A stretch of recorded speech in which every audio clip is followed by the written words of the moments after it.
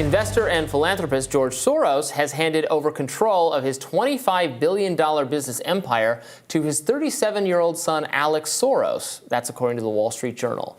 Alex Soros reportedly told the Wall Street Journal that he is now chairman of his 92-year-old father's Open Society foundations and plans to support the same causes as his dad, which that includes donations to voting and abortion rights and a whole lot of other things, criminal justice, etc. Soros said he was going to expand his father's political aims and that, quote, "we think alike."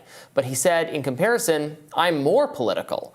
Alex Soros recently met with Senate Majority Leader Chuck Schumer, as well as Brazilian President Luiz Inácio Lula da Silva and Canadian Prime Minister Justin Trudeau to, quote, advocate for better relations to the family foundation, according to the Wall Street Journal.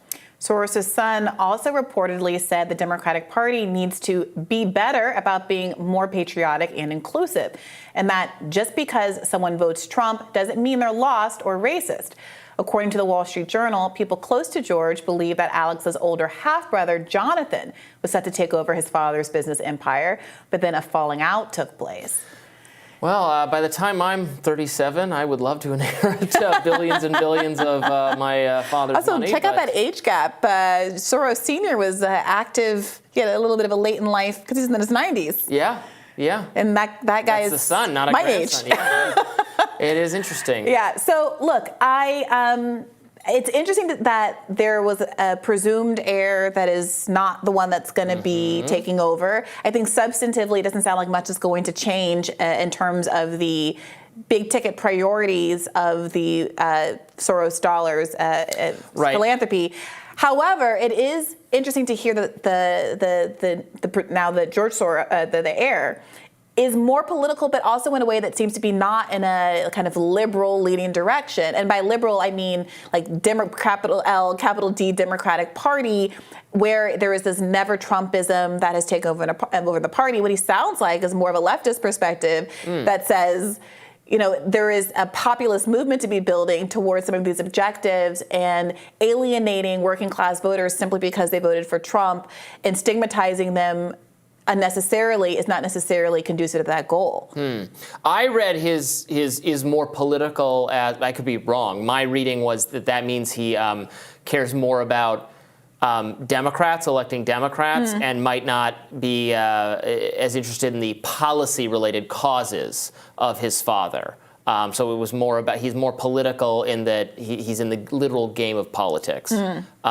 So it is likely the Soros money will continue to flow to Democrats, but you know, maybe other causes that were important to Dad are going to get a backseat. That was my reading of it, but maybe I'm getting this wrong. Yeah, I guess we'll just have to wait and see. It does feel like specifically it's not a moment to back away from abortion rights, given that Republicans really had a dog catches car situation with Dobbs, whereas now they're all trying to dig themselves out of it. And the statements by certain Republicans that they are going to push for a federal abortion ban. Donald Trump oddly has that going for him, that he has been more cautious about leaning into overturning Roe, although he has claimed credit for that happening. He's kind of trying to have it both ways.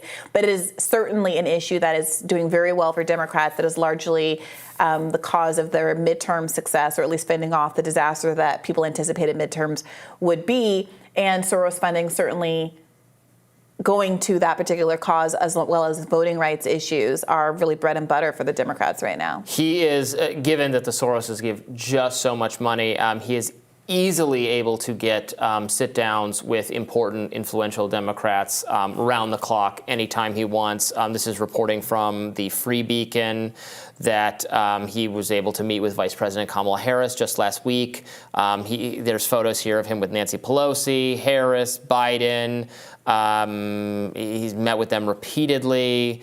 Actually, Alex Soros appears to have open access to the White House, having visited at least 17 times during Biden's presidency. It's a lot of times. Yeah, it really speaks to how when you're given problematic having kind of free-flowing corporate dollars in politics is. Of course, that is enabled by Citizens United, largely a court case that was backed by conservative justices and conservatives, generally speaking. But the consequence is exactly this: an arms race of billionaires to control our government.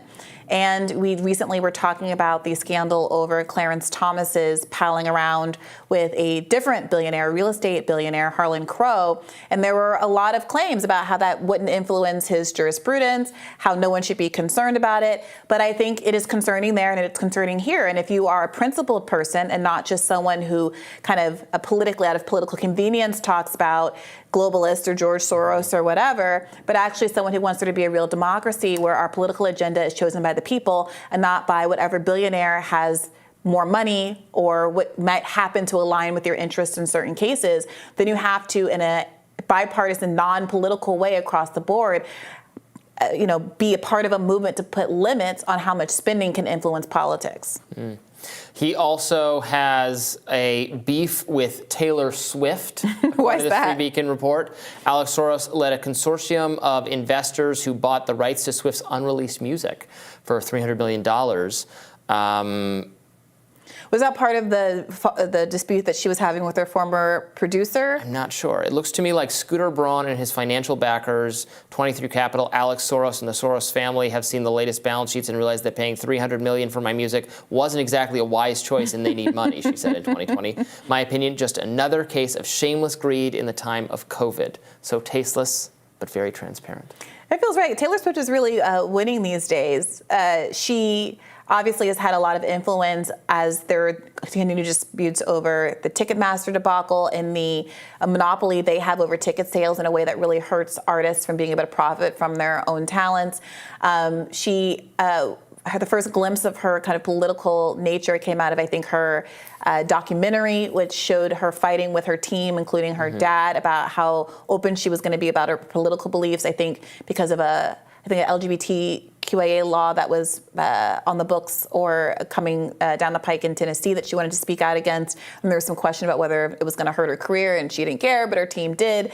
And it is interesting to see her on the other side of someone who is described to be a liberal-leaning ally of the left, who in this case it seems to have aligned himself against someone who had a relationship that's been described as abusive with Taylor Swift in a way that was limiting her agency both musically and personally.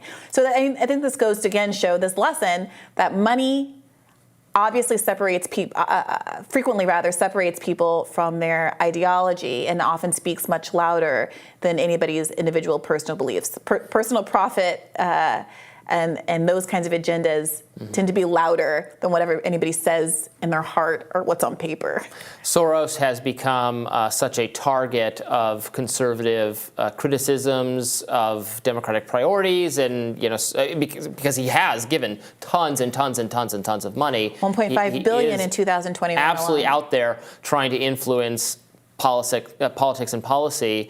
With this shifting toward the sun, it doesn't look like there's going to be much of a kind of change, and it looks like the priorities are very similar. In fact, maybe that change in who was going to be the heir, because the other son, perhaps I'm reading between the lines, maybe didn't exactly have those same priorities. Yeah. So it looks like it's going to be a huge continuation here in terms of the funding priorities. Yeah, for sure. Yeah.